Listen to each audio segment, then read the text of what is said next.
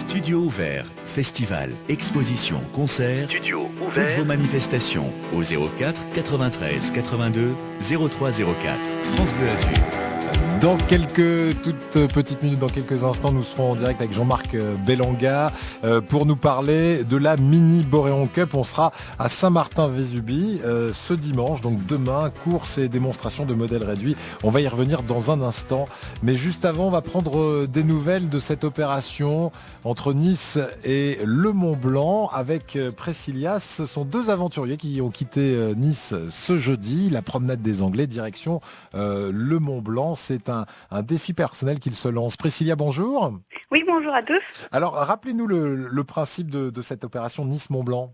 Tout à fait. En fait, c'est Frédéric Boyer et Fabrice Enfonso, donc un auteur et un éditeur, qui sont partis de la promenade des Anglais jeudi 12 et qui vont aller jusqu'au sommet du Mont Blanc. Ils emportent 2 galets avec eux et vraiment sans aucun transport motorisé. Donc, ils y vont à pied et à vélo. Voilà, 2 galets, de la glace et du sel, hein. C'est ça, C'est le nom le du sous-titre du projet.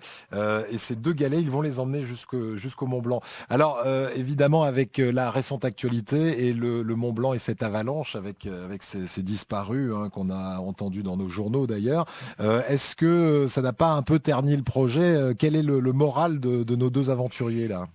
Alors c'est vrai que juste avant de partir, ça fait toujours un petit peu peur qu'il y a vraiment un accident comme ça, surtout en haute montagne. Et en plus, c'est arrivé vraiment par la route qu'ils vont prendre, puisqu'ils vont traverser vraiment la Savoie, ils vont passer par le Mont Maudit, Et ce avant fameux de passer Mont Maudit, par le oui. Mont Blanc. Mmh. Tout à fait.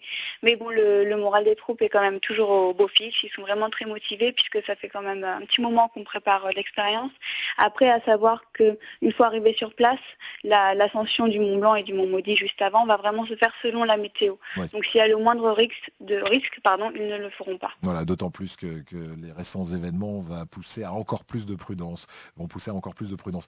Priscilla, fait. alors ils en sont où aujourd'hui et quel est le périple qui est prévu pour cette journée? Alors aujourd'hui, ils font l'ascension de l'arête de la fenêtre et après ils reviennent ce soir pour dormir au sanctuaire de la Madone. Parce qu'en fait, voilà, le 12 ils vont arriver à Levin vers 10h30 et le 13 ils vont remonter la vallée de la Vésubie jusqu'au sanctuaire. Et donc là ils vont faire un petit peu les arêtes qui est autour de la Madone, toujours pour s'entraîner, pour avoir une meilleure condition physique pour le Mont Blanc par la suite. Bien, on va continuer à les suivre comme ça chaque week-end, hein. Vous serez leur porte-parole parce qu'on ne pourra pas toujours les avoir en direct, mais c'est vrai que de temps en temps, on essaiera de leur parler de vive voix aussi. En tout cas, passez-leur nos encouragements dès que vous les aurez au téléphone. Je le ferai ce soir, puisque ce soir, toute l'équipe de communication et une partie des soutiens vont les rejoindre à la Madone pour faire des petits photos-reportages. Donc, je leur dirai ce soar. Voilà, et ces reportages, on peut les trouver sur un blog notamment. Donnez-nous l'adresse. Alors, c'est 2 galets, du sel et de la glace, tout attaché. .sweblog, c'est SWEBLOG.fr.